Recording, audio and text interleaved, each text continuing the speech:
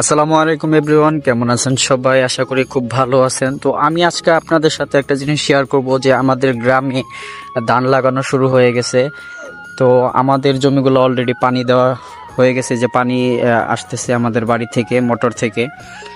আর দেখেন এ পাশে হাঁসগুলা কত সুন্দরভাবে খাচ্ছে, দেখছেন হাঁসগুলা।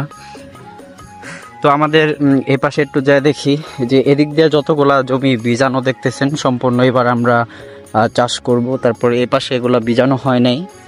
আর এ পাশে এই যে আমাদের এক ভাইকে আজকে কাজে নেওয়া হয়েছে, ওই ভাই কাজ করতেছে, যে এদিক দিয়ে পানি যেতেছে, এই ক্ষেত বীজা, এই ক্ষেতে পানি যেতেছে, এই ক্ষেত থেকে টোটাল এখান থেকে ওই যে মাথা পর্যন্ত যে দেখতেছেন, ওই যে গাথা একটা যে গর্ত দেখতেছেন, গর্তর এই পাশ থেকে নিয়ে সম্পূর্ণ এই যে যতটুক বীজা দেখতেছেন জায়গাটা, অতটুকুই আমরা এবার চাষ করব।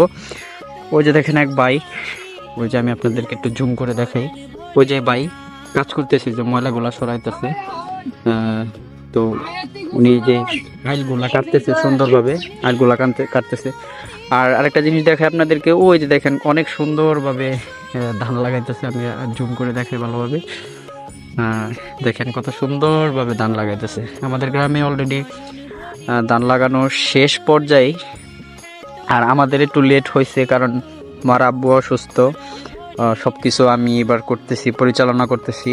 আমি এত কিছু বুঝি না, এর জন্য একটু লেট হয়ে গেছে। আমাদের জ্বালাগুলাও একটু লেটে হয়েছে, এই আর কি। সবাই দোয়া করবেন আমার জন্য, যেন সব কিছু সামলাইতে পারি আর সব কিছু নিজের আওতায় নিয়ে আসতে পারি। কারণ সব তো নিজের কাজ নিজেরই করতে হবে, সব দেখাশোনা করতে হবে, এই আর কি। সবাই ভালো থাকবেন, সুস্থ থাকবেন। আল্লাহ হাফেজ।